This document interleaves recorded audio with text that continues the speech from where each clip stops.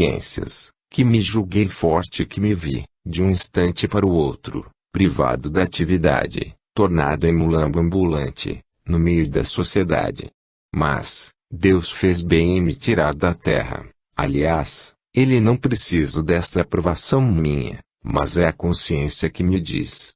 Se aqui estivesse, não obstante apreciar a grandeza desta obra, a que vós outros vos dedicastes, nada poderia fazer, nem como médico, nem como legítimo representante de uma crença, que abracei, embora tarde, mas que talvez pudesse, pela palavra, propagar, nem assim, porque os anos fatigam o corpo carnal.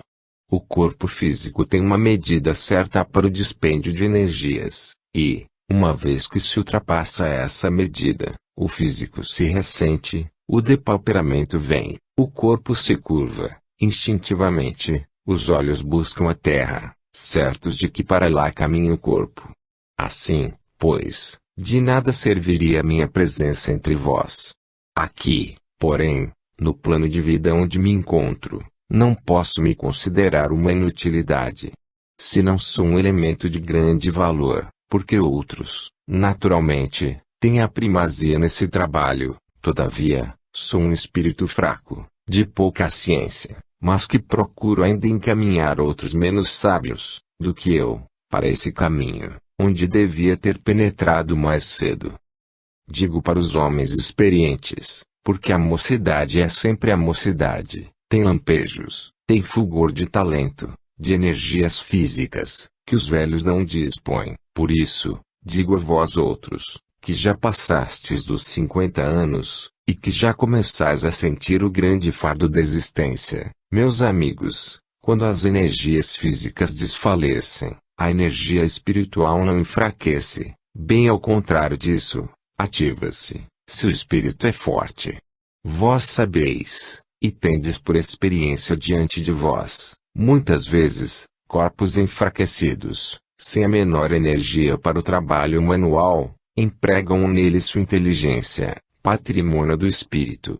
Vós, pois, não vos considereis inúteis, cada um tem nesta grande obra a sua parte, cada um tem o seu trabalho, cada um tem a sua atividade.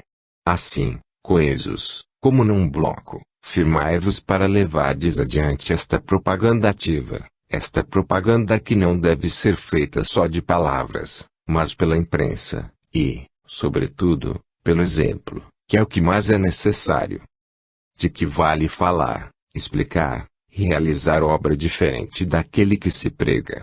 Sede colunas fortes, nunca vacilantes.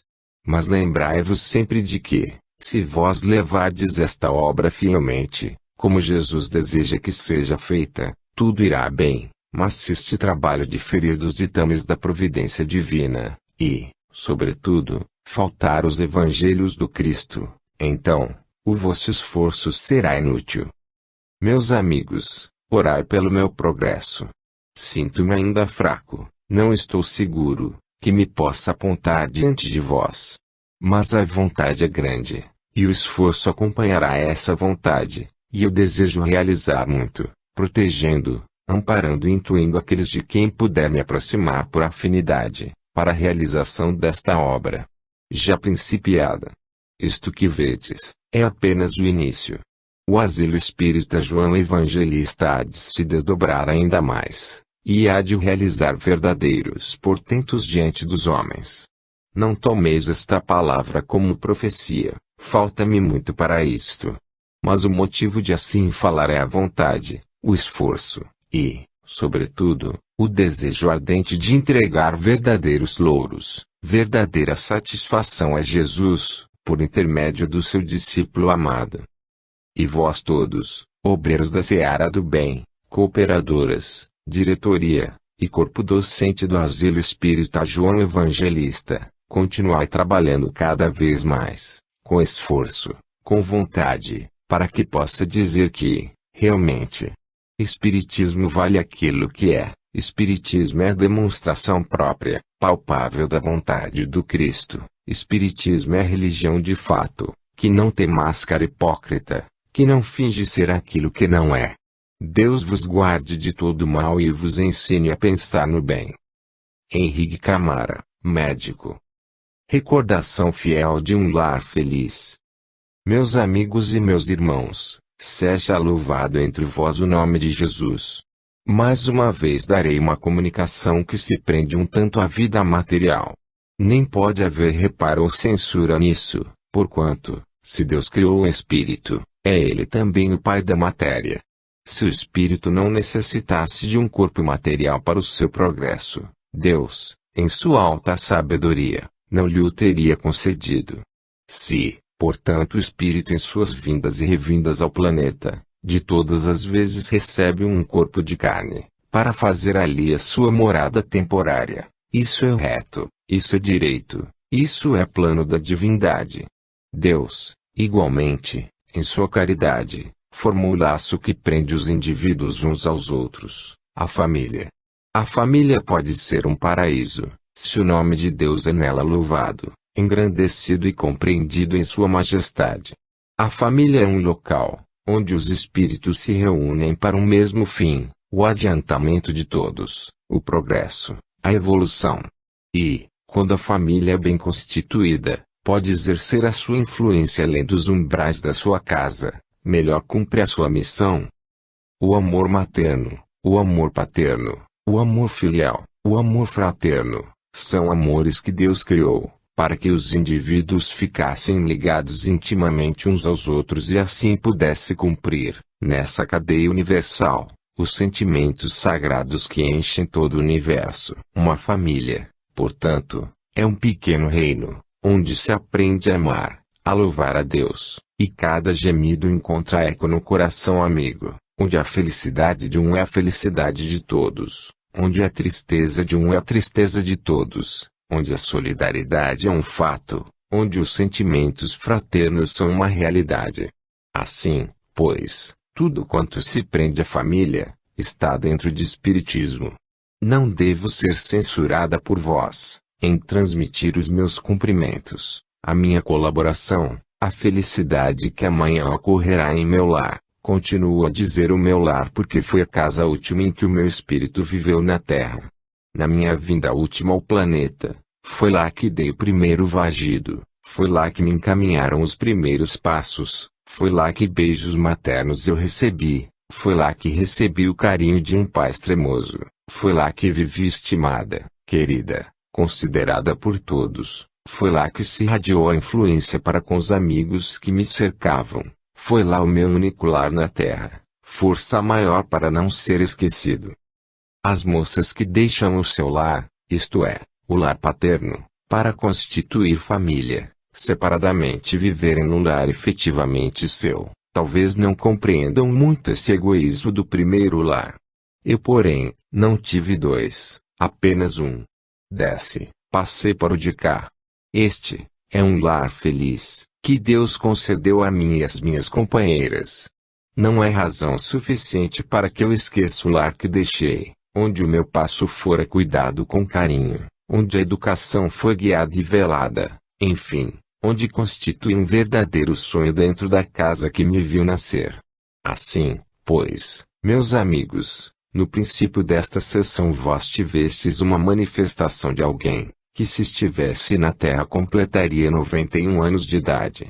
Agora vós tendes a manifestação de alguém, que vem trazer o seu apreço espiritual a seu Pai, que também dobrará amanhã mais uma página da existência. E o meu desejo é que este aniversário realmente seja farto de bênçãos espirituais, que decorram em perfeita harmonia, em perfeita paz, com o comparecimento dos seres espirituais que protegem a casa em que eu vivi. Seja louvado o santo nome do Senhor, nesse lar onde há abundância do pão material e onde jamais falte o pão espiritual, que é o verdadeiro sustentáculo de todas as almas, o alimento, a seiva de vida que conforta os espíritos. Pode haver muita abundância terrena e miséria espiritual, como pode haver miséria material e muita riqueza no além. Prepare, pois, cada um, os seus passos para essa vida além-túmulo, onde estas festas são reconhecidas, sabidas por todos os do que sabem querer bem. Deus vos faça felizes e vos ampare a todos. Irene. Prudência. Meus amigos, meus irmãos. Deus vos guarde em seu amor. Há uma qualidade essencial para a realização das boas obras do esforço cristão, do bem que se deseja implantar na terra. Há uma qualidade que se exige do bom trabalhador, que é a prudência em todos os seus atos, daí a perseverança, a diretriz segura. Quem não tem esses característicos, naturalmente poderá produzir alguma coisa na seara do Senhor, mas não terá a mesma eficácia o seu trabalho, não sendo dirigido pela prudência. Agir intempestivamente, precipitadamente, não é agir bem. Há circunstâncias na vida, em que, certamente não há a menor dúvida sobre isso, uma ação repentina e enérgica pode ter um resultado feliz. São aquelas em que da operação de emergência resulta alguma coisa de bom, se não se perde um minuto em sua execução. Mas estas são as ações, são os casos excepcionais, em que a criatura se vê numa colocação tal de espírito, que, se não toma resolução brusca e repentina, poderá vir a arrepender-se, e o arrependimento será tardio. A regra, porém, é esta: o procedimento cristão deve ser prudente, deve ser feito de acordo com a razão meditada, refletida, pensada, e, então, sim, resolução rápida porque o alicerce já foi preparado com antecedência.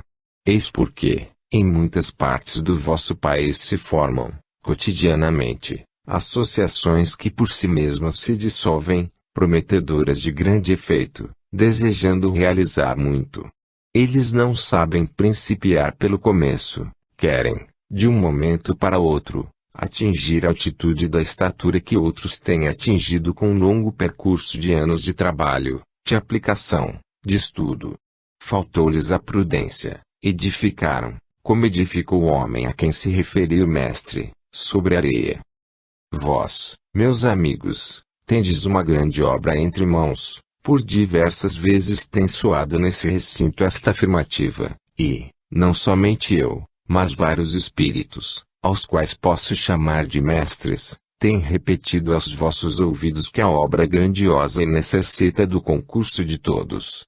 Hoje, é para vos dizer que o que se apresenta no horizonte da vida, para o mundo atual, e aterrador.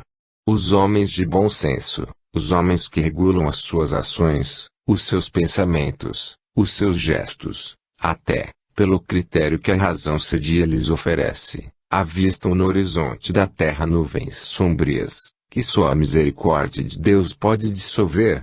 Quer dizer que um futuro negro espera outros povos. Este recanto da América, torrão abençoado por Deus, e como que predestinado a grandes conquistas espirituais, por enquanto, está ao abrigo desta perspectiva tenebrosa. Os seus horizontes, não sejamos pessimistas, são róseos. Outras terras, outros países, onde vivem espíritos que necessitam passar por dores, por prova, têm na sua fronteira escuras nuvens, negras, de provações, de cataclismas, prenúncios de grandes sofrimentos baixam sobre eles, fazendo vós, os de cá, preverdes grandes dores para essas criaturas.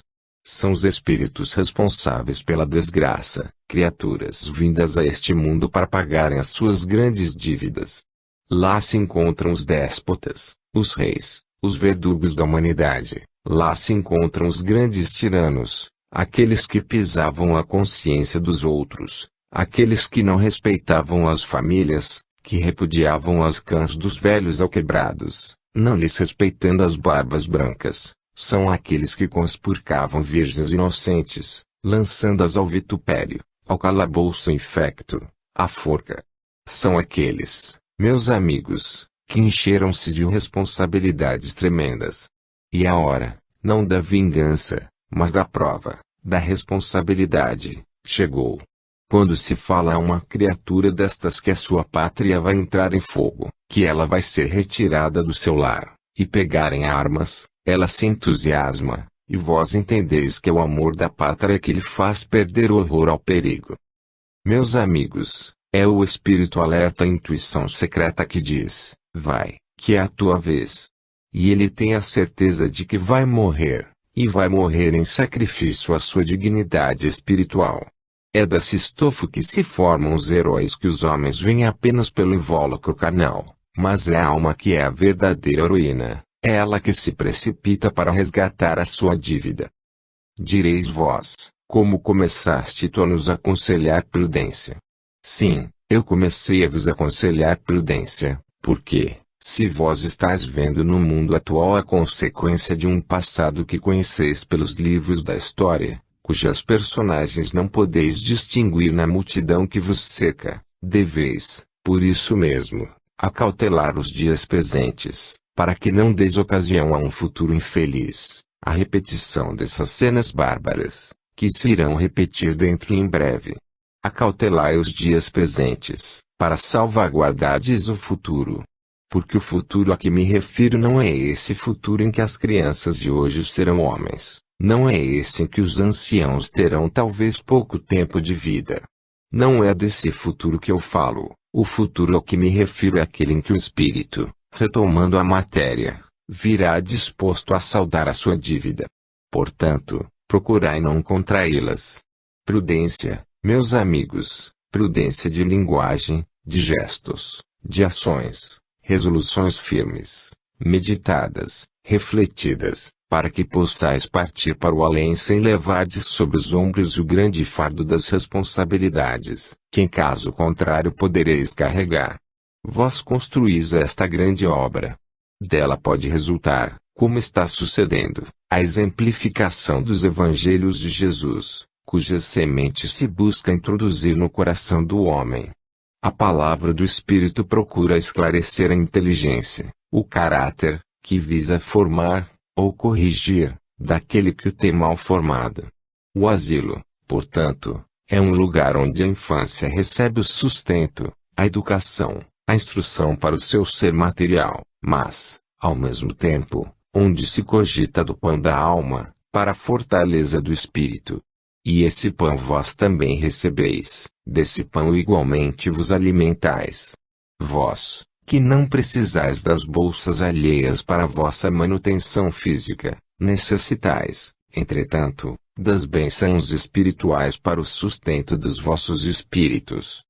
Assim, pois, meus amigos, quando tiverdes ocasião de vos manifestardes sobre a situação que o mundo atravessa atualmente, não tenhais pensamentos levianos nem de ódio. Esses pensamentos são registrados.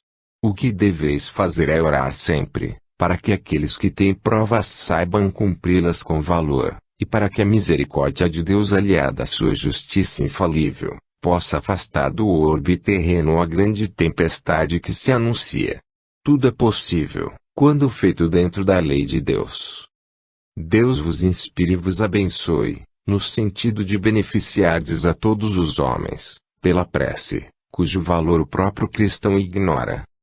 Vós, que sois cristãos, que conheceis a lei de Deus e que desejais amá-lo sobre todas as coisas, não conheceis ainda o alcance supremo do pensamento da oração, levado ao sabor dos bons espíritos, portadores, mensageiros das grandes bênçãos, que as trazem e conduzem à prece.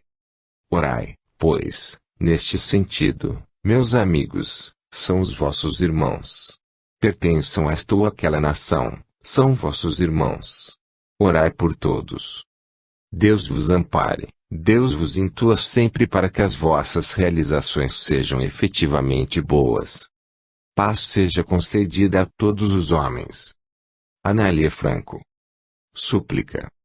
Sim, Senhor Deus, é uma prece que te vem dirigir, em nome dos seus irmãos, o meu pobre espírito, que nenhum mérito tem diante de ti para fazer uma súplica.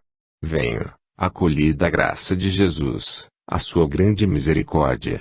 Venho, amparada pela fé que sempre guiou os meus passos em busca do teu amado Filho. Venho, Senhor Deus, confiada no sangue bendito que jorrou do cimo do Calvário, em benefício de toda a humanidade. Venho, Senhor Deus, confiante no amor que ele testemunhou ao mundo entregando-se a si mesmo para resgatar-lhe os grandes crimes. Venho, Senhor Deus, porque foi ele mesmo, o nosso meigo e amado Jesus, quem disse: bate, que se te abrirá, pede, que se te dará, busque e acharás. Foi Ele mesmo, Senhor Deus, quem nos ensinou a aproximarmos-nos de Ti pela fé. Assim, amparado em Seus merecimentos infinitos, no Seu grande amor, venho diante de Ti, acompanhada dos meus irmãos terrenos, que também guardam no seu coração uma parcela do Teu amor, que, embora pecadores, desobedientes à Tua lei, sentem-se arrependidos e desejam servir-Te em espírito e verdade. Rogar-Te, Senhor Deus, misericórdia e clemência para o pecado do homem. Sabemos que a Tua lei é infalível, inspirada pela Tua justiça, mas sabemos também que essa justiça nunca está desacompanhada de igual soma de caridade. Sabemos, Senhor Deus, que o Teu amor pela criatura, Tua filha, é inexcedível. Nem o amor materno, maior que todos os amores, pode igualar o Teu grande amor pelos Teus filhos. Assim, pois, Senhor Deus, é num apelo fervoroso a esse amor, a esse coração, se é possível assim dizer, imenso como infinito, que nós pedimos para que se nos abra essa fonte perene, inesgotável de grandes bênçãos, que nós procuramos e havemos de achar. Senhor Deus, apelamos para esse grande amor e Te rogamos proteção, amparo para a humanidade, tão desencaminhada do bem, do dever, da justiça. Se a nós, espíritos ainda imperfeitos, seus homens, criaturas ainda presas no cárcere da carne, horroriza o pensamento desse ódio negro, germinado na sombra há tanto tempo, preparando uma ofensiva sangrenta, quanto mais a Ti, Senhor Deus, que és bom, que és clemente, que és justo, deve causar tristeza o descalabro em que se vê o mundo, esta terra regada com o sangue do Teu bendito Filho, esta terra que Ele cobriu de tantas bênçãos, que Ele encheu de uma verdura inexcedível, que Ele cercou de montanhas, símbolo da Sua grandeza, que Ele circundou de profundos mares, que Ele encheu de riquezas internas e externas, enfim, que Ele abençoou na riqueza do Seu grande amor. Esta terra talhada para um grande futuro, tornar-se um degredo de espíritos pecadores, porque só os desviados da senda do bem, em breve tempo poderão aqui ter ingresso.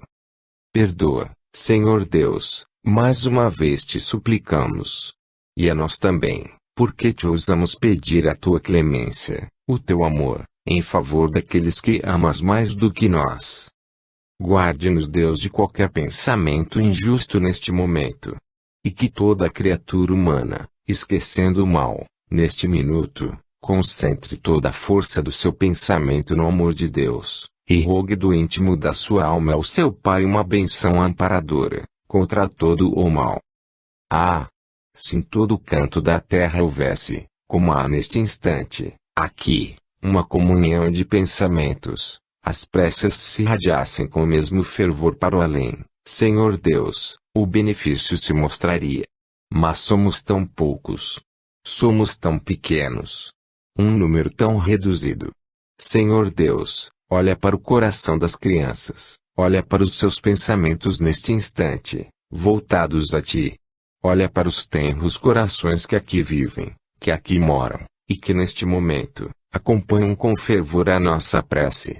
Guardas, Senhor Deus, dos pensamentos maus e dá-lhes caridade em favor dos seus irmãos. Que a paz bendita de Jesus desça sobre a terra. Assim seja. Teresa de Jesus. Oremos pela paz. Seja louvado nesta casa o Santíssimo nome de Jesus. Glória a Deus, paz aos homens. Meus amigos e meus irmãos, interesse geral, no momento, é que a pacificação no mundo seja uma realidade. O interesse do homem presente é que esse prenúncio de guerra tão próximo, se esvaia como fumaça e, em seu lugar se firme o alicerce inamovível da paz. E a criatura humana, bem intencionada, pergunta de si para si, que posso fazer para que essa paz, tão almejada pelos mundos espirituais, pelos homens bem intencionados, possa, efetivamente, chegar à Terra, alcançar esses lugares de onde se encontra afastada pela vontade do homem. Que posso eu fazer, minúsculo ser da terra, para auxiliar o trabalho dos irmãos invisíveis, sábios, nesta grandiosa obra? Esta é a pergunta que a si mesmo faz toda criatura de boa vontade. Não somente eu, fraco espírito, conhecedor apenas superficialmente das grandes leis que regem o universo, entre elas a principal, a afinidade do ser entre seres, mas espíritos, verdadeiramente elevados, instrutores, destinados por Deus para ensinarem a sabedoria do alto às criaturas da terra, são unânimes em o afirmar. Se cada indivíduo, se cada crente na terra fosse um foco patente de bons desejos para com seus irmãos, as irradiações partidas do seu ser, de encontro às irradiações felizes do além, formariam um conjunto poderoso de forças e de energias construtoras, e, facilmente com esse alicerce, a paz se formaria bem. Mas de lá deste mundo além em que alguns de vós creem e que para os outros permanece como uma interrogação, não partem apenas fluidos benéficos, não partem apenas fluidos sãos. Há também seres que daqui se foram, cheios de pensamentos maus e que com eles permanecem até hoje. Logo, eles de lá só podem fluir sobre a terra corrente de pensamentos maus, que casam perfeitamente com esses pensamentos odientos das fracas criaturas terrenas. Direis vós, e então? Quem vence, o mais forte ou o mais fraco? No terreno material das coisas, na luta física, quem pode vencer? O homem adestrado, certamente me respondereis vós. O forte, porque se trata da causa física. Freso-vos um caso espiritual que afeta o além. Quem pode vencer na vida? O homem que se acovarda diante das situações, que se mostra incapaz de solvê-las pelas suas ações benéficas, ou aquele que é todo alento, que é todo coragem, mas dessa coragem mansa, que se fortifica pela calma. Quem vence? Naturalmente é aquele que sabe enfrentar as tempestades da vida com a serenidade própria de um caráter bem formado. Assim, vos digo eu, pela mesma razão e pela mesma lógica, os indivíduos que pensam bem, junto com os seres espirituais, igualmente pensadores do bem, formarão maioria, e os do mal não poderão vencer. Mas, o que se vê na terra? A discórdia dos próprios lares, a infidelidade campeando vergonhosamente onde nunca devia ter penetrado, a falta de obediência, o desrespeito do homem a si próprio, o sentimento egoístico, germinando no coração da criatura humana, o pensamento ignóbil, para não dizer obsceno, a preferência do mal sobre os corações. E eu interrogo com consciência, tais pensamentos podem fluir, atrair pensamentos bons do além, simpatias? Não. Só podem atrair sentimentos homogêneos, porque vós sabeis que duas quantidades heterogêneas não fazem liga. Assim, a mesma coisa, o pensamento bom não pode casar com o pensamento do mal. Ainda me dirão talvez, então, onde a caridade dos guias, onde o seu devotamento, se eles fogem de nós, porque somos impuros? Preciso retorquir, eu não disse fugirão de vós, eu disse não afinarão convosco. Vós podereis suplicar-lhes a presença, podereis querer que eles vos aliviem em vossos sofrimentos e pesares, sentireis toda a influência beneficente dessas caridosas almas, que não sabem senão fazer o bem, mas como poderão elas sanear o ambiente que envolve o planeta inteiro, se a maioria dos homens não os quer receber? Por exceção, se encontra alguém que, no seu lar obscuro, no seu cantinho escondido e humilde, volve os olhos piedosos para o alto, suplicando o socorro do céu, suplicando a proteção dos guias, esses são os que sabem crer. Ao contrário disto, é o homem impetuoso, é o homem dominador, é o homem derramando todo o seu mau pensamento, até pelas colunas da imprensa, é o homem com a linguagem desenfreada daqueles que não sabem educar-se a si próprios, é o homem aspirando todo bem para si e renegando para o seu próximo. Esta é a atmosfera em que está envolvido o planeta, lutando por um pedaço de terra, que tanto faz ser daquele, como deste, porque a terra é uma só, e todos os seus habitantes são filhos do mesmo Deus e do mesmo Pai. Por causa disso, que corram rios de sangue, que fiquem viúvas desoladas, que as crianças fiquem sem pai e sem mãe, sem sustento, que as lágrimas corram pelas faces dos velhos, e que a mocidade seja sacrificada sem a menor utilidade, a não ser esse passado ignoto, em cujo livro ninguém pode ler. Meus amigos, como eu fico ansiosa neste instante, por chamar a atenção do homem espírita para o momento atual, em que ele não sabe como há de proceder, para concorrer um pouco para a pacificação do mundo.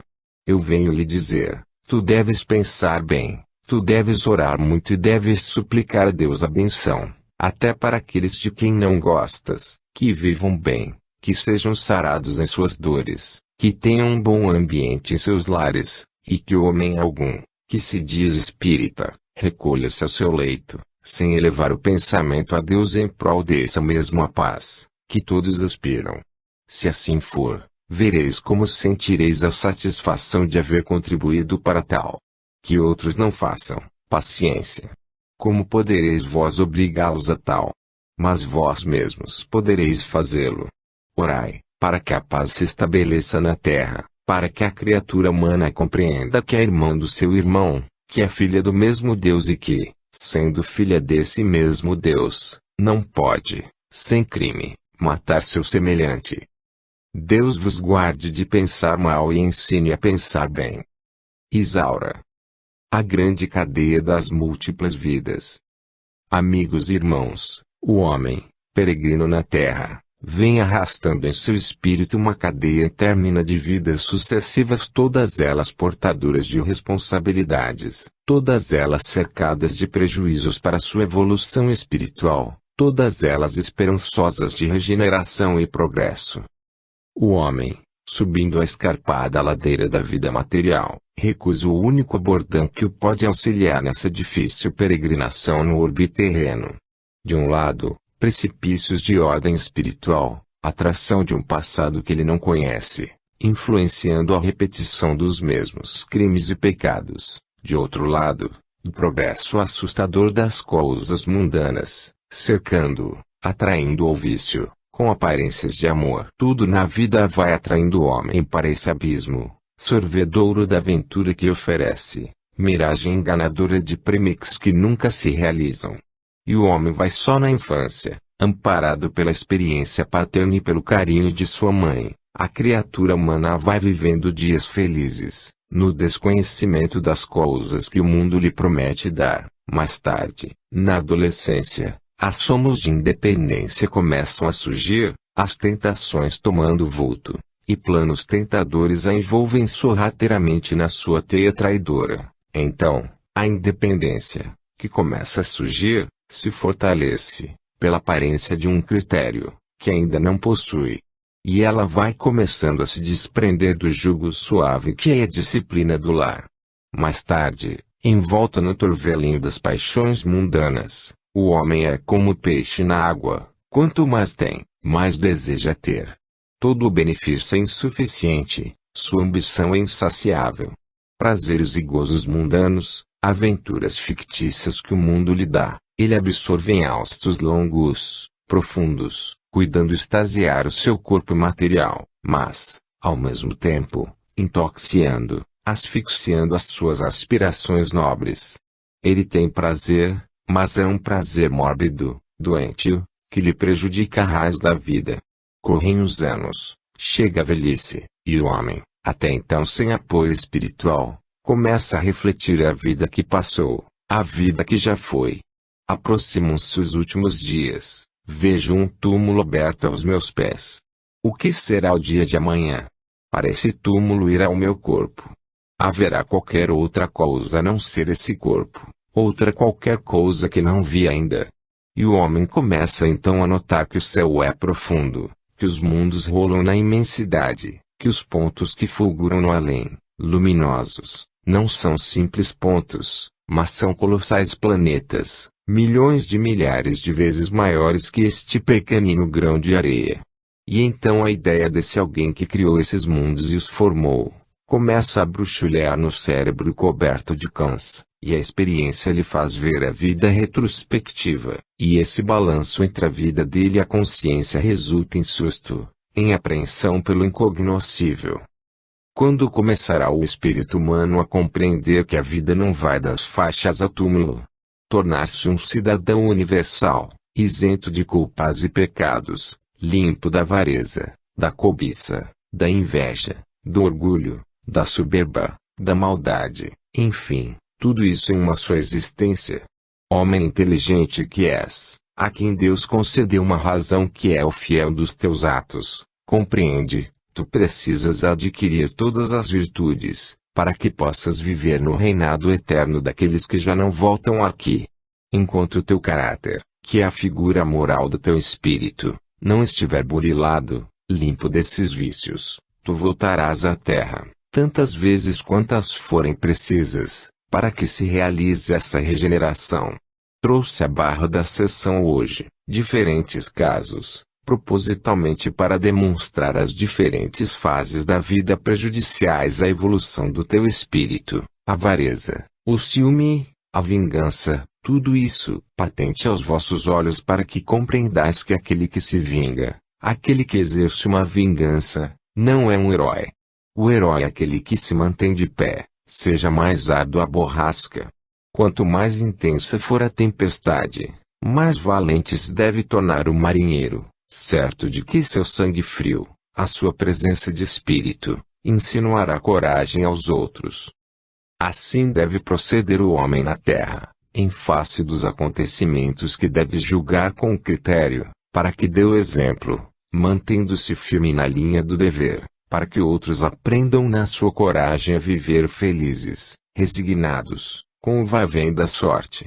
Mas, todas as vezes que o homem se enche dessa falsa coragem, dessa honra atingida, que outra coisa não é senão a manifestação do seu orgulho, erra, porque castiga o seu irmão com a sua vingança, enquanto lhe próprio falta a lei de Deus, a lei da paz, do perdão. Meus amigos, meus irmãos, minhas irmãs, meus companheiros, mais uma vez repito dentro desse recinto, indulgência para as faltas alheias, rigor com as vossas próprias culpas, porque vós tendes um caráter a depurar, como os outros também têm. Eles que cuidem do seu e vós cuidai do vosso. Se quereis beneficiar os outros, se queres encaminhá-los pela via tortuosa, mas segura, do bem, apresentai-vos como modelo. E vós os tendes no mundo raros, é certo, mas há agremiações, há associações na vida, em que os chefes são apontados e tidos como homens íntegros, como homens justos, criteriosos e são respeitados pelos seus subalternos, não porque sejam ásperos e cruéis, mas pela severidade doce do seu modo de agir, pela brandura do seu gesto, pela dignidade do seu porte, pela ação firme, serena, justa do seu agir. Ora, meus amigos, vós todos procurais servir a Jesus, com a vontade de serdes bons também. Esforçai-vos pois em trabalhar cada vez mais, no sentido de preparardes bem as vossas próprias almas, no sentido de auxiliardes aos vossos irmãos, pelo vosso exemplo, pela vossa maneira de ser. Quanto trabalho se faz no mundo em que vós viveis, para beneficiar criaturas que às vezes estão tão perto de nós e outras vezes se distanciam, que às vezes recordam as nossas palavras com tanto amor, com tanto carinho, impressos nas páginas dos livros que tanto apreciais, e de outras vezes, como que aquelas palavras não existem. Meus amigos e meus irmãos, guardai-vos todos de assim proceder e preparai-vos para trabalhar cada vez com maior afinco em prol da caridade cristã. Espírito que vós bem conheceis, não se tem manifestado nesta casa, ultimamente, não por esquecimento, nem por falta de amor, mas pela natureza do seu trabalho, estando em diversos pontos desta terra, para angariar recursos para vós, muito tem conseguido, e disto, vós sabeis. E essa sua tarefa? Ele intui, ele se aproxima das criaturas sensíveis, das criaturas do que podem auxiliar, e lhes dá a intuição para assim fazerem. Esse espírito continua a trabalhar para vós. Tem estado ausente, mas ausente das comunicações, presente em tudo quanto diz respeito ao asilo. Assim, pois, exatamente, neste momento, ele se agita, ele procura angariar recursos, para a continuação desta obra e o seu desdobramento. Deus vos guarde de todo mal, e vos inspire na linha do bem, da caridade, e do amor. Irene. Lema sagrado, caridade. Louvado seja o Senhor Jesus. Glória seja dada a Deus, e paz concedida aos homens na terra. Amigos, irmãos, falo a criaturas humanas, cristãs, desejosas de progresso e evolução, desejosas do conhecimento das Sagradas Escrituras, compreendedoras das verdades que existem nos Evangelhos do Cristo amado do Senhor, desejosas de evolução constante, e esperançosas de algum bem futuro. Falo para almas, ainda encarceradas na matéria, mas com algum descortino das coisas eternas. Falar a homens sem crença, falar a homens que desprezam as letras sagradas, é considerado por muitos palavras soltas ao vento. Não penso, porém, assim, e muitas vezes tenho me dirigido a congregações inteiras que, antecipadamente, têm o espírito prevenido para não crer, mas a quem todavia, é possível lançar uma semente no fundo do entendimento. Aqui, porém, o pensamento é diverso. Falo, irmãos meus, compreendedores da vida eterna, criaturas espíritas, firmes na sua fé, responsáveis por um trabalho cristão aos olhos de Deus, enfim, criaturas de quem é dado esperar sejam expoentes das verdades eternas. Tomo por lema dessa pequena palestra convosco hoje, a palavra caridade. Melhor do que qualquer outro espírito, Paulo, o grande atleta do cristianismo, sintetizou essa virtude em páginas de ouro, que ficou gravada nos evangelhos epistolares até os dias de hoje. Ninguém poderá dizer mais. Aqueles que conhecem essa leitura devem compreender que não é possível acrescentar mais uma palavra só, aquela exposição fiel faz a definição do que é a caridade.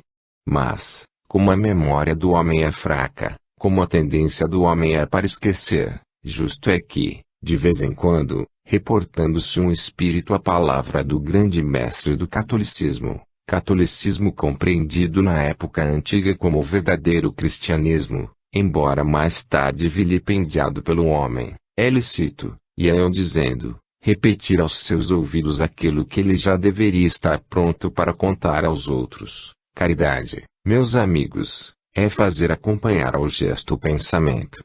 Quando uma mão penetra numa algibeira para tirar o óbolo que matará a fome do pedinte, é necessário que o pensamento cristão acompanhe esse gesto. Caridade é, muitas vezes, encobrir esse próprio gesto cristão com manto de humildade, que o oculta aos olhos dos mais. Jesus, o Mestre Divino, aquele que foi a personificação verdadeira do que se pode definir caridade, recomendou aos que depois esqueceram essa recomendação, não saiba a tua mão direita o que fez a esquerda. Querendo dizer que, para que a caridade seja bem feita, necessário é que parta do coração e fuja da memória. Benefícios alegados, benefícios lançados em rosto, benefícios que humilham, podem servir materialmente, porque matam a fome do corpo, mas espiritualmente não têm valia. Assim, pois, é conveniente definir caridade perante uma sociedade cristã, para que ela assimile, e depois então exemplifique o grande preceito do cristianismo. Paulo de Tarso, o grande apóstolo cristão, disse: a caridade não é como o sino que tine, nem como um metal que soa aos ouvidos do homem. A caridade não pensa mal, não prejudica, não maldiz, ela é a expressão máxima da verdadeira humildade. Assim, pois, meus amigos e meus irmãos, vós que tendes a felicidade de pertencer a uma agremiação, cujo lema principal é essa caridade, colocai-vos na posição de serdes verdadeiros expoentes dela. Duas espécies de caridade, se me permitis esta divisão, a que se praticam. Aquela que diz respeito às criaturas internas, moradoras desta casa, e aquela que se distribui para fora, aos que vêm buscar seu óbolo. O rico pede esmola. Sim, espiritual. Ele pode ter o seu lar farto, materialmente falando, e a alma vazia da consolação divina. Esse que tal bate às portas desta casa, esperando a esmola que lhe vem do alto. E, quando essa esmola baixa, plena de socorro, cheia de eflúvio sagrado, completa em bálsamo confortador, que extingue dores materiais e conforta espíritos atribulados, é justo que essas mesmas criaturas, que tão grande soma de bem recebem das mãos do Eterno, distribuam, com os famintos desse mesmo pão, parte dessa esmola que lhes encheu de alegria o ser. Receber e não transmitir, é fechar a corrente de onde partem esses fluidos salutares. Quereis que eles continuem a correr olfatamente? Fazei experiência como se costuma fazer com o curso das águas. Elas vão correndo levemente sobre o leito, enquanto não se lhe entolham empecilhos, e assim correrão, se não encontraram obstáculos que as desviem. Assim as bênçãos de Deus. Elas correrão suaves, céleres, até vós, se os vossos sentimentos faltos de caridade não lhe puserem uma parada.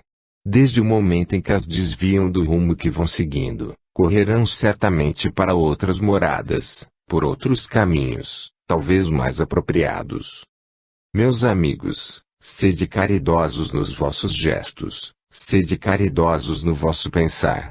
Não vos esqueçais, jamais, que aqueles que recebem do Cristo de Deus esmolas da altura que muitos de vós têm recebido, esmolas que beneficiam o corpo físico completo, esmolas que sustentam a fé em sua verdadeira altura, esmolas que satisfazem o espírito e enchem a alma de contentamento, devem ser criaturas prontas para a continuação dessas bênçãos, e, ao mesmo tempo, caridosas para com aqueles que pela sorte, pela dependência, se vêem em situação dolorosa de criaturas sem lar, recebendo de mãos caridosas o pão que é sustento do corpo e a prece que é o alimento do espírito.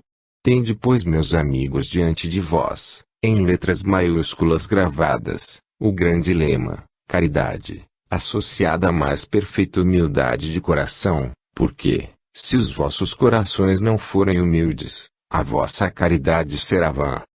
Deus vos guarde de pensar mal, e vos ensine a pensar bem, que assim seja. Tiago. Aconselhando. Meus amigos e meus irmãos, Deus vos conceda a sua paz.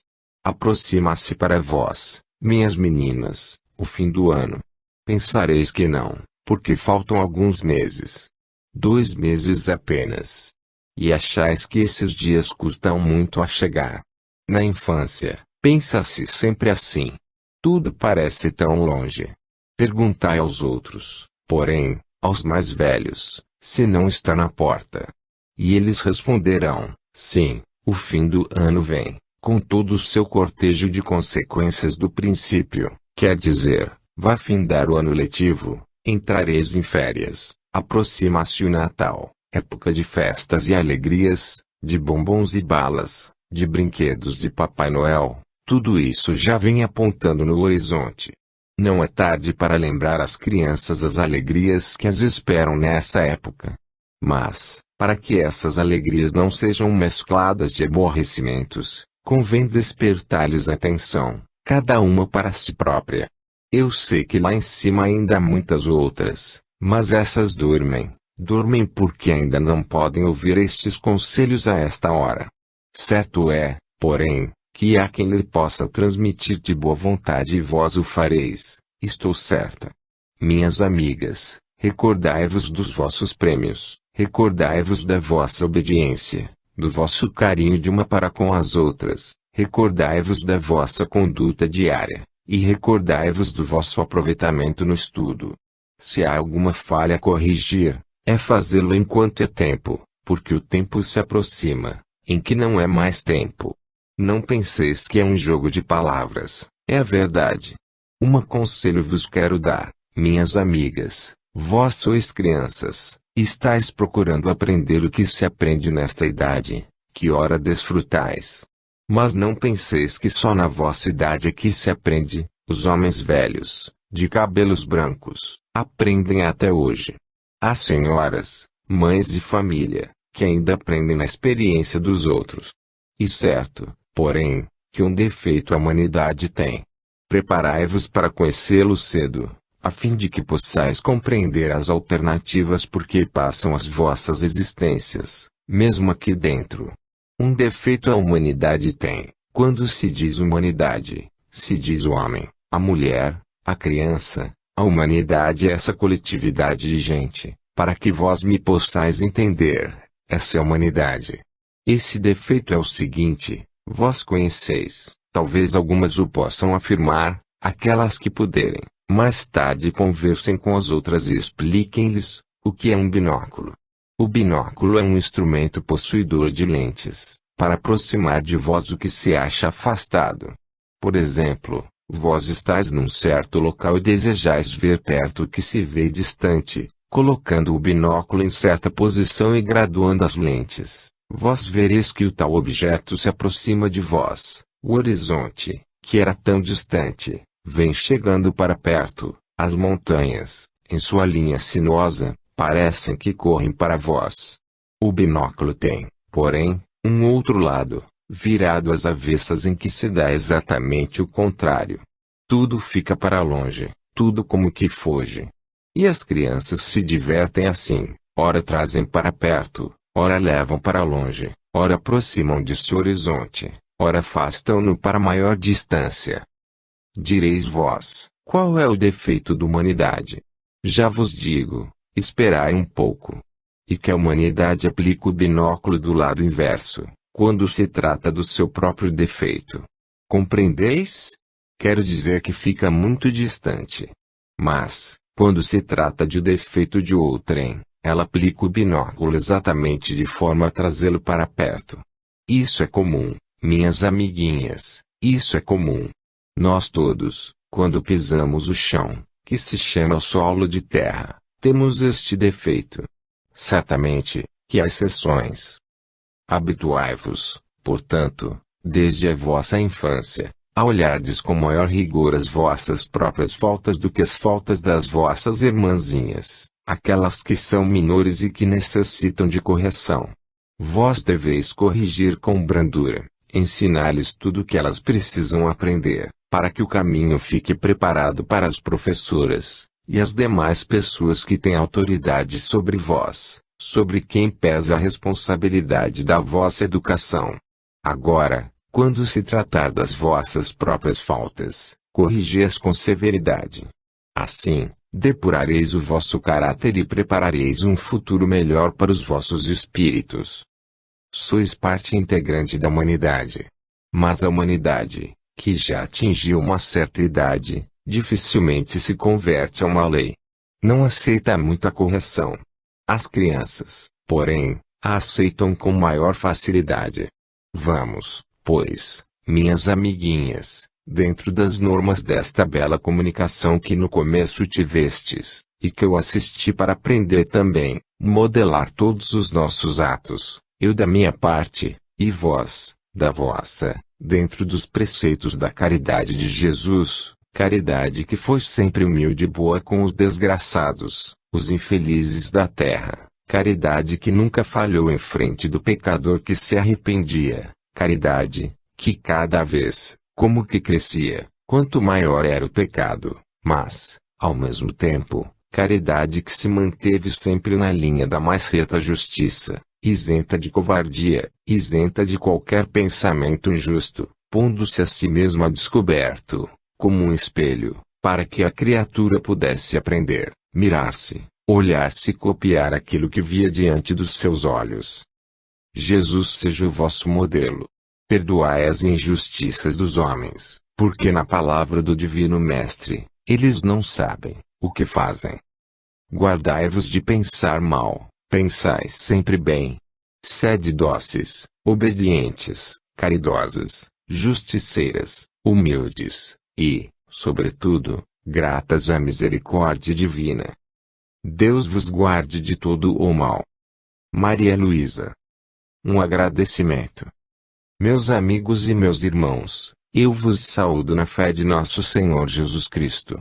Vós, que estudais a doutrina espírita, e que compreendeis a lei das vidas múltiplas, lei que permite a vinda dos seres desencarnados ao planeta, em busca de um corpo de carne para nele realizar uma morada temporária, efetivando as suas provas, realizando o progresso relativo a este planeta, enfim, trabalhando na vinha do Senhor como instrumentos dedicados. Não vos deveis admirar de que os espíritos que até bem pouco tempo, como eu, pisaram o chão da terra em que vós outros morais, também conheçam esta mesma lei. Venho referir-me a ela, trazendo o meu agradecimento profundo pela realização de um grande desejo. Intuídos fielmente alguns, e outros sem a intenção de me agradarem, mas unicamente levados pela mesma intuição, ainda que inconsciente, prestaram, a um espírito que me é extremamente caro, uma grande caridade. Meus amigos, eu venho trazer ao vosso grêmio um agradecimento à diretoria desta casa, que acolheu em seu seio o espírito que me é extremamente querido, a quem sou preso desde longos anos, ou melhor séculos, e a quem quero retribuir com algum benefício a gratidão que lhe devo, a solicitude com que me foi devotado, o amparo que me concedeu em tempos idos, enfim realizar uma obra caridosa por vosso intermédio. Lembrei-me do Asilo Espírita João Evangelista, não porque julgasse outras instituições incapazes de realizarem esta educação espiritual, que eu desejo seja realizada nesse pequenino ente, que entrou hoje de portas adentro nesta casa. Lembrei-me do Asilo Espírita João Evangelista e preferi o seu meio, não em detrimento de outros asilos, mas tão somente, porque nesta casa tenho laços sólidos de relações espirituais que, mercê de Deus, não foram quebrados nesta última encarnação. Assim sendo, é muito natural que o meu pensamento convirja para vós. Aqui tenho almas afins, aqui tenho criaturas queridas, aqui sei que sou estimado, aqui foi compreendida a minha prova, aqui se tem apreciado o meu relativo progresso, aqui, enfim, eu me sinto em casa. E natural, portanto, que me lembre da vossa pia instituição, para trazer até vós parte integrante do meu ser, alma que me foi devotada em vida atrasada, a quem devo uma grande dívida. Essa dívida, desejando pagar espiritualmente, deu asas à minha influência pequenina, intuindo, protegendo, idealizando, auxiliando, enfim, fazendo preces ardentes ao meu Deus e vosso Deus pela evolução e progresso desse espírito encarnado hoje no corpo dessa criança. Não vos direi mais, nem há necessidade que o faça, ficarei aqui. Meu agradecimento e meu voto de progresso ao Asilo Espírita João Evangelista. Viana de Carvalho. Ampla liberdade. Queridos amigos e prezados irmãos, pela fé em Cristo, o Senhor, Deus vos salve. Meus amigos, paira no ar uma interrogação, partida do mundo em que habitais, a cuja resposta eu desejo corresponder neste instante. Por que é que Deus, misericordioso e bom, justiceiro e caritativo, sábio e onisciente, permite que haja tanto desvio moral na terra, tanta impudicícia, tanto descalabro, tanta voragem do vício, tanta guerra, tanta crueza de sentimentos contrários à sua lei? Se ele tem fechado nas suas mãos sábias a diretriz do mundo, por que consente que ele vá rolando, de abismo em abismo, até projetar-se inteiramente no mal, do qual ninguém se poderá salvar? Essa é a questão que se vê mentalmente em vosso planeta, perturbando a compreensão das coisas santas, conturbando a mente dos que não estão bem firmes na fé, preocupando aqueles que só agora começam a enxergar um pouco de luz no horizonte da crença.